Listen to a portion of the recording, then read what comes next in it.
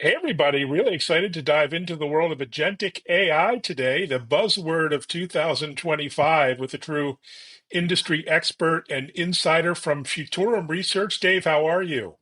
Good. How are you, Evan? Good. Thanks for being here. Really admire your work and the team's work at Futurum. But let's dive right in because it's not just about AI and automation anymore, although these are top of mind. It's about intelligent decision making at scale and agentic AI.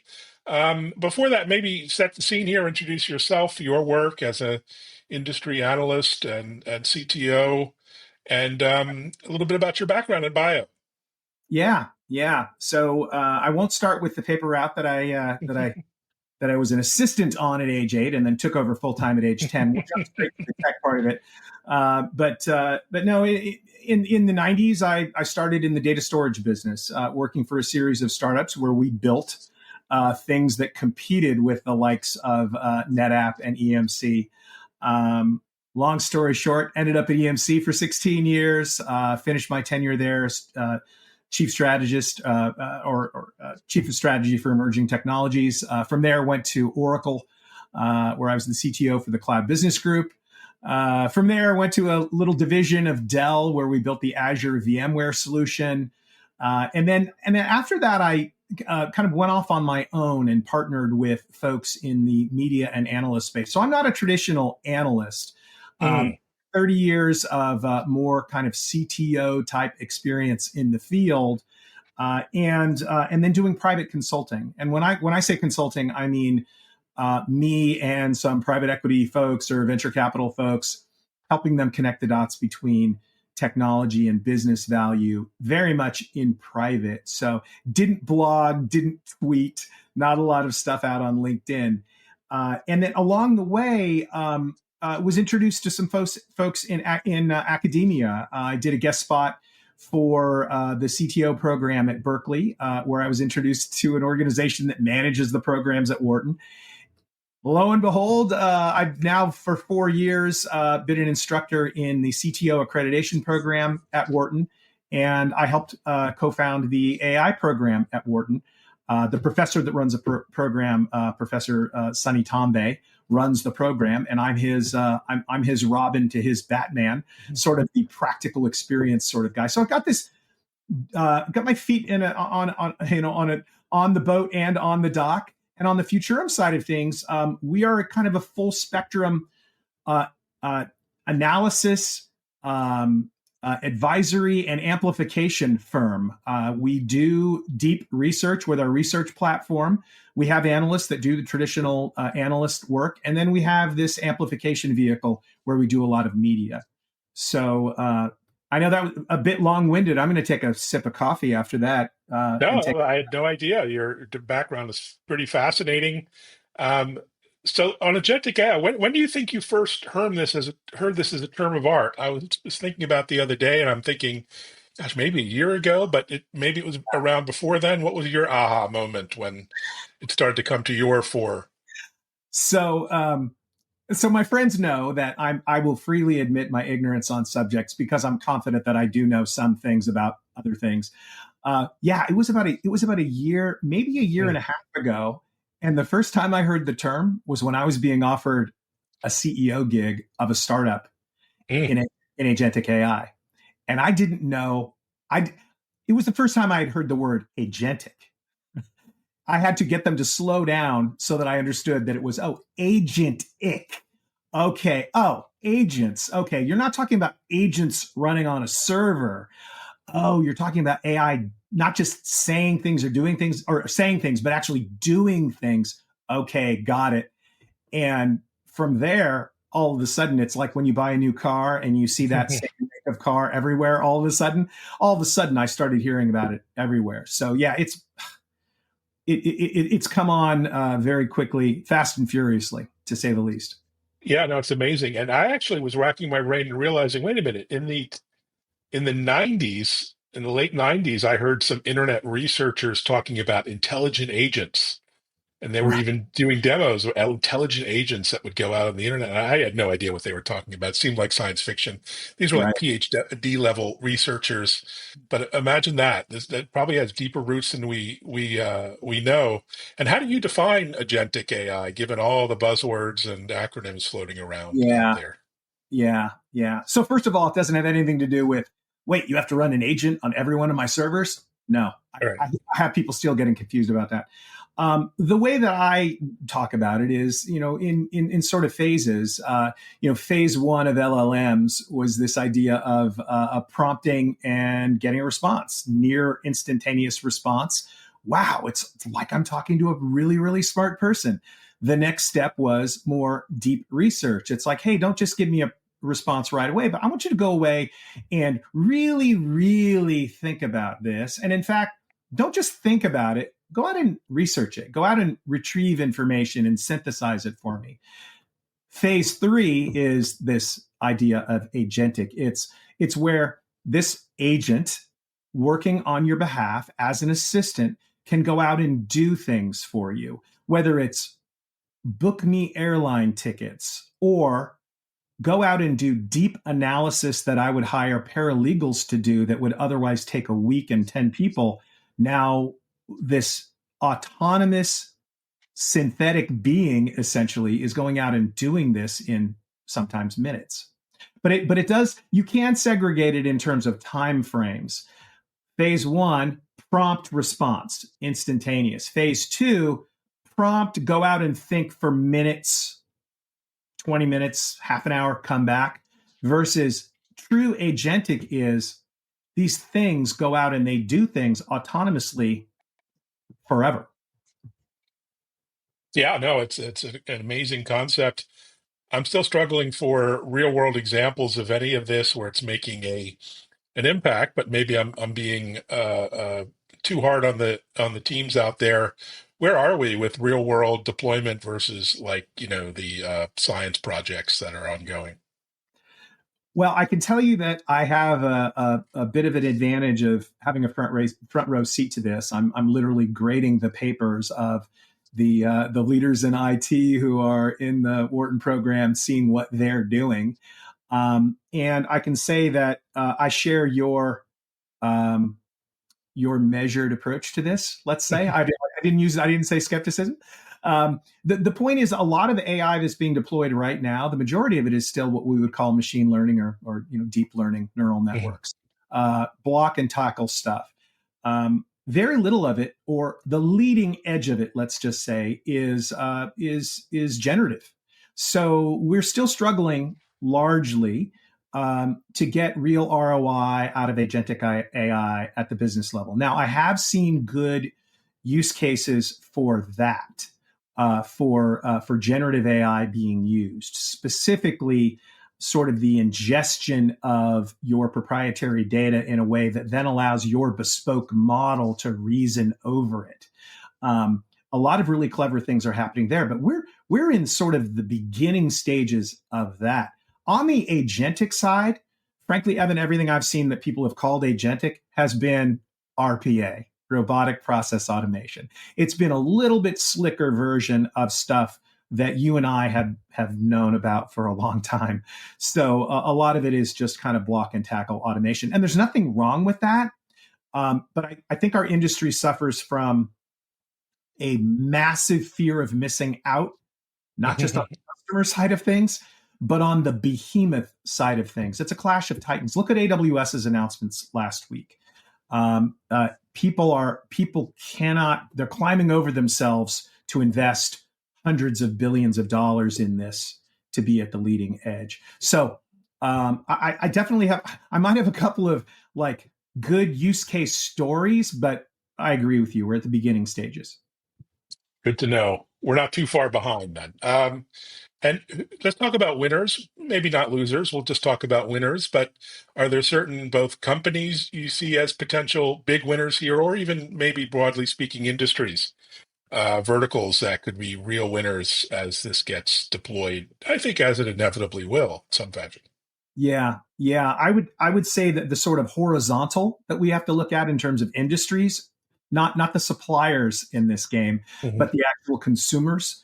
To the extent that you possess information, you have a chance to win.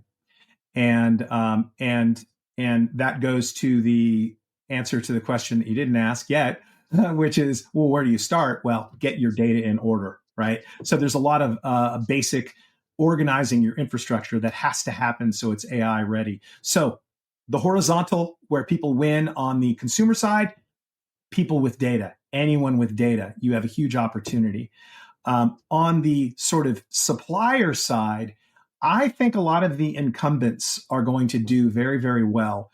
What we would call the hyperscale cloud providers, they're going to do very, very well. In the consumer space, I think that that the kind of Android Apple universe I don't know, is that a term, that they will both do well. I think Apple is going to do well despite people's criticism about their laggard ish behavior. I think that the what we would loosely term global systems integrators, services organizations, consulting organizations, they are going to be the key to a lot of this, because the Googles, the Amazons, the Microsofts of the world, with their LLM, with their model partners. Notice I didn't mention OpenAI or Anthropic or any of those. I believe that they will fade into the background and become features of the environments that businesses use. So if you're using AWS for cloud services, agentic AI, generative AI will be a part of that. You won't care what the name of the screw is that the bolt is screwed onto at some point. So I think those things are going to fade into the background. But the consulting folks are going to be the key to this, because Amazon, Microsoft can come up with the shiny toys. Getting business value out of those shiny toys, it's all where the rubber meets the road. It goes back to kind of the MBA admonition of, first understand the business problem you're trying to solve, first understand the opportunity you're trying to pursue, then look at the tooling. That becomes critically important. So I think the big winners are going to be folks who understand how to extract business value from technology that is moving at a pace that is unprecedented. They'll be the big winners. Love it. And we in tech, we love our shiny, flashy demos and apps. We love to talk about all the cool stuff we're using. But maybe you're a tech leader or a CEO of a great but boring business. I don't know, trucking or Right. warehouse distribution. I mean, where do they start? What's a good way to experiment with something like this when you have a real business to run? Yeah. Well, so remember, I alluded to that MBA admonition Mhm. of first seek the business problem. Mhm. I will now completely contradict myself. I think that in the age of AI, it's absolutely critical that you, first of all, don't try to learn this stuff. You can't learn it. Nobody can learn it. Nobody can learn it. Maybe you can. I can't. I'm not smart enough. But I'll tell you what I can do is I can play with it, and everyone can play with it. So I would say to the CIO, um, or the CEO, you need to start playing with these tools. Pick two or Mhm. three, start playing with them, and I have folks like this who will tell me, "Oh, I'm the CEO. I don't need to know the technology." And I will look them in the eye and say, you remind me of the guy who said he would never have email. Uh, because I'm old enough to remember that. And those guys got ran over by the bus. You'll get run over by the bus if you don't have a fundamental understanding.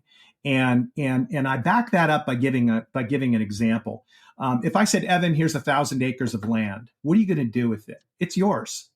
First, you say, thank you, Dave, for the 1,000 acres of land. And you go, Dave, I might plant a tree. Well, wait, hold on, because you've only seen shovels. Before you answer, Evan, let me show you a little video clip. And I show you a cat, I think it's a D9, earth mover plowing a road. Just 10-second clip, no sound. First, you'd be terrified because you wouldn't know if it was a dragon or a machine or whatever. It doesn't matter. You've now completely had your imagination opened up in terms of what's possible. So I think it's critical that business leaders themselves play with these tools. You need to be able to understand how to prompt a generative model and get what you want, to create an image, to create whatever it is, to do some research, just to have a fundamental understanding of it so that your imagination is broadened. Then it's the first step goes back to at the same time, get your data house in order. If your data is siloed and it is not ready to be accessed, to be reasoned over by generative AI, you can't benefit from it. And there are a lot of decisions that have to be made in that regard. Do you allow your data to be in a cloud somewhere? Or are you going to do this on premises? It starts going back to the fundamental questions of infrastructure. So the two things: play with the tools. Don't wait. Start playing with the tools now, the individual contributor type tools. And the other thing in parallel is get your data in order so that you can leverage this stuff moving forward. Fantastic. And so the promise of agentic is truly autonomous operation, which is exciting, but kind of daunting. We can't even manage people these days. How do you manage agents? What do you think that means in terms of people and culture and just the way we work? How is that going to unfold? So is it fair to assume that you have not signed over power of attorney to an agent yet? It's fair to assume, that's right. Okay, because neither have I, and I'm not planning to in the near future. We don't know. We don't know what this is going to look like in the future. I can construct an ideal scenario, but even the most ideal scenario has challenges. The ideal scenario is that you and I, as enlightened individuals, learn how to leverage these tools to make us massively more productive, whatever that means, however it's managed in our work, in our personal lives. So we become much more powerful, and we reap the benefits from that in whatever way we feel is positive. Make more money, have more time off, have more time with our families. Whatever that is, the point is, in the ideal scenario, having these agents working for us means that we're more productive and we reap as individuals some of those benefits. There's no clear design for that yet. If an employer puts these tools in your hands and you can now be 300% more productive, does that mean that you get an extra Friday off every month? Does that mean you get 20% more pay? Or is it, well, no, if you don't keep up, we'll find someone who can keep up. So we're no closer to the 3-day work week than we ever were before. I think that question is going to be really, really tough to deal with. And it's going to widen the gap between those who know how to use these tools and those who do not. And that is going to cause societal upheaval. This is not a technical conversation at this point. It's going to cause problems. The days of a single wage earner being able to work on a factory assembly line and support a family are long gone. But when you look at something like trucking, which I think is the highest paid non-college degree requiring gig that's out there, and the biggest occupation in the U.S. Yeah, in you terms talk of about people. autonomy entering that space. Well, guess what? There will be some people who will sit at mission control and they will control 30 trucks like a drone operator would. And they're going to do very, very well. And they're probably going to make 5 times as much money as they did when they were driving the trucks. And they're going to be at home every night for dinner. But for every one of them, there will be 20 or 30 others that will be massively displaced. So the short answer is we don't know how this is going to unfold. We do have a tiger by the tail here, and anyone who says they've got it figured out is either dishonest or at least disingenuous.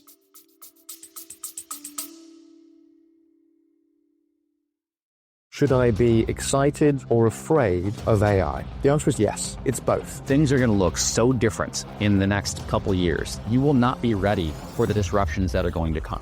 I'm Jeff Nicholson, host of Digital Disruption, the go-to podcast for technology leaders. Our generation's conflict, I think, is going to be emotional, not economic. The companies that are going to win are the ones that have a couple of characteristics. Stay ahead of the curve with Digital Disruption. Available now on your favorite podcast platform. Interesting times ahead for sure. So, in terms of, implementation, obviously experimentation, you mentioned, are there any playbooks or rule books or books that you recommend to be old fashioned for leaders looking to journey down this path, or is it just going to be discovery? Yeah, yeah. Books. Is that what you said? BOOK? Book? I've heard of these Old things. fashioned, I've audiobooks, got old I've got fashioned. some I've got I, books. I've got I books. see. Yeah. Um, no, I think the way that I would answer that question is, and I mentioned it at the outset. Look, 30 years of being on what I would call the vendor side of things. Um, the best case scenario when you're engaged with a vendor who's selling you things is that you get the really good objective advisors that work in all of those firms, and you essentially get them to do free consulting for you, because you can have a company. I'm going to pull one out of thin air. You could have a Dell Technologies come in and essentially give you millions of dollars worth of free work. People at Dell would hate me for saying that, but it's true. But it's true. Yeah, okay, you're eventually going to go to McKinsey or Accenture or whatever for some deployment thing. But in terms of figuring out how to connect things together and where to start, the playbooks that exist that are the closest thing to leading edge exist in the hands of vendors. It's the Dells, the Oracles, the HPEs of the world. They have it, and they're doing it internally.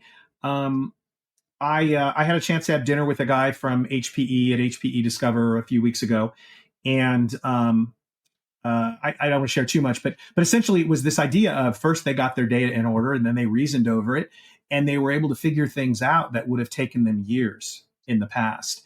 And these are things you'll never hear about because they're not very sexy. When you say, why is it that we're having trouble with these kinds of contracts? And the answer comes back immediately. It's, oh, well, you thought you had 3 types. You have 7.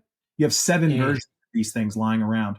And so the vendors who will live and die based on the success of their AI implementations they do on behalf of their customers, they're doing these things internally, and they have the most to offer. I would put a large hyperscale cloud provider or an infrastructure provider. I would put their experts up against any experts from an Accenture, a McKinsey, or a Bain any day of the week. So leverage your vendors. Understand they're trying to sell things to you, but you should, if you're the person who has always said to a vendor, don't refer to us as your partner. You're not our partner. We are your customer. You are our vendor. You're going to get run over by a bus. and I will dance a jig at your funeral because that is the dumbest thing ever. You need to leverage these people who are forging the path right now. Yeah, the stories are kind of dripping out week to week, month to month. They're pretty impressive. I mean, you hear about Salesforce not hiring engineers this year, and the Yeah. agentic revolution happening internally. You talk about IBM laying off sort of legacy workers and functions like HR and hiring people in AI and creative. It's everywhere. Yeah, all those examples you got with, we need to treat those with a fair amount of skepticism, because look, you can be a big company that wants to increase profit by reducing cost. And what's the best way to do that? Headcount, right? So it's very easy to we're using AI as an excuse to reduce headcount.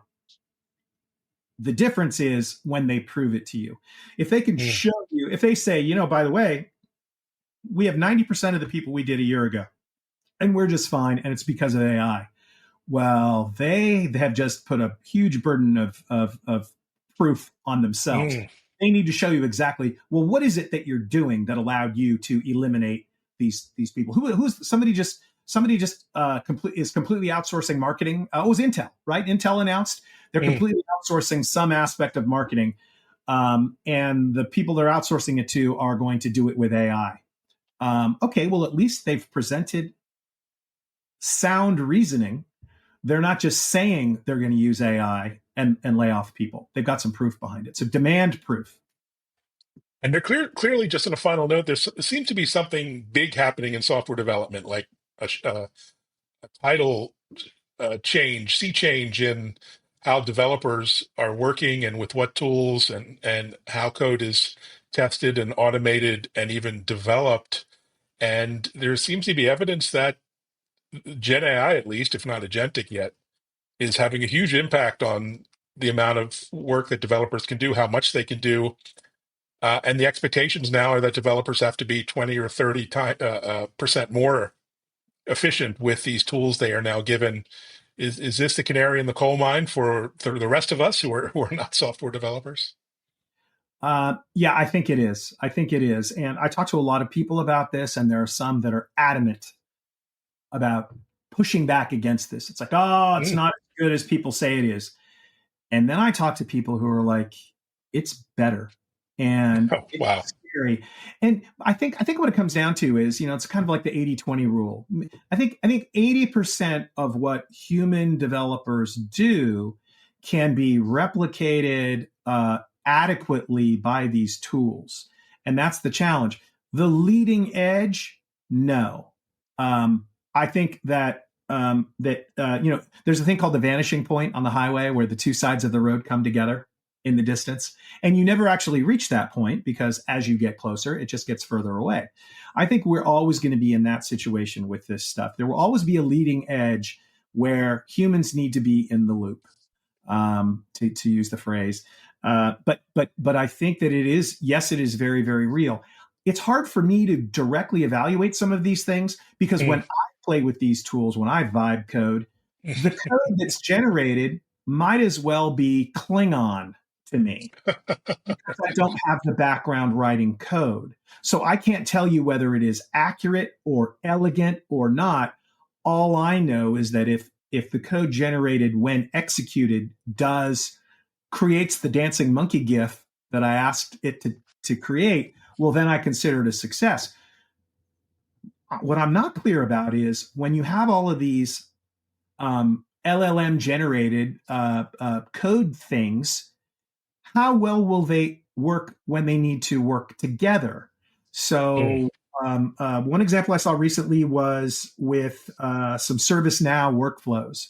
And this person could not wait to show me. It's like, look, I have no background in this, and look what I built.